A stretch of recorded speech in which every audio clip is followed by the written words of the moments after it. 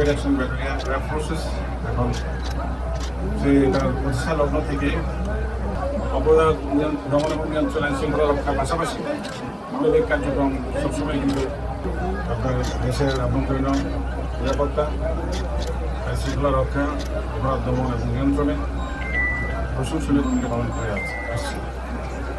মাদক এবং অবৈধ শ্রদ্ধার জঙ্গিবাদ এবং সন্ত্রাস নির্মূলে টেলিভিশন ব্যাটালিয়নে রয়েছে উল্লেখযোগ্য ভূমিকা।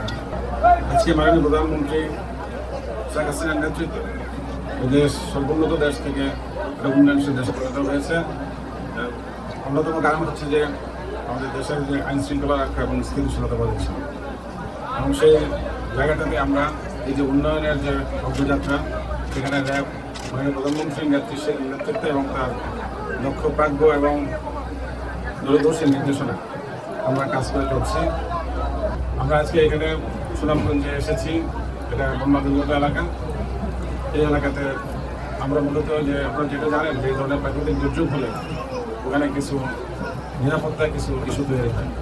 যেমন আপনি জানেন যে যে সমস্ত বাড়িঘর পানি তলিয়ে গেছে, ওখানে কিছু মানুষ পানিবন্দী হয়েছে, আটকা পড়েছে, এবং সেখান থেকে তাদেরকে যে উদ্ধার করা।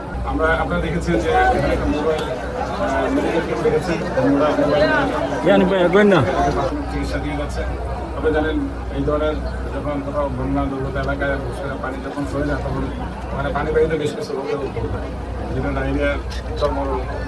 এই সমস্ত আমি এখানে মেডিকেল টিমের সাথে কথা বললাম যে যারা এখানে আসতেছে এবং চিকিৎসা নিয়ে যাচ্ছে তাদের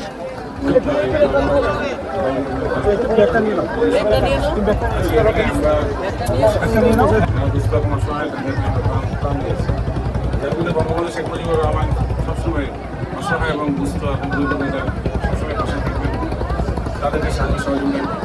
আজকে আমরা মাননীয় প্রধানমন্ত্রীর নেতৃত্বে মাননীয় প্রধানমন্ত্রী এই দেশের মানুষের ভাগ্য উন্নয়নের জন্য এবং এই দেশের মানুষের উন্নত জীবনে করার জন্য এবং প্রধানমন্ত্রী 2041 বাংলাদেশকে একটি সমৃদ্ধশালী উন্নত বাংলাদেশ এবং একটি স্মার্ট বাংলাদেশে রূপান্তরিত করার কাজে লক্ষ্যে এগিয়ে যাচ্ছে। এবং আমরা RAB forces elite force RAB আমরা সেই যে প্রধানমন্ত্রীর নেতৃত্বে উন্নয়নের যে অগ্রগতি সেটাকে চালিয়ে নেওয়ার জন্য আমরা বিবেচনা করবো। এই এলাকায় যারা সচ্ছল বিদ্যমান ব্যক্তি রয়েছে, তারাও আসলে এই বন্যা দুর্গতদের অসহায় দুস্থ মানুষের পাশে তাদেরও দাঁড়ানো উচিত, এবং এটা তাদের সামাজিক দায়বদ্ধতা, এটা হলো সোশ্যাল অব্লিগেশন।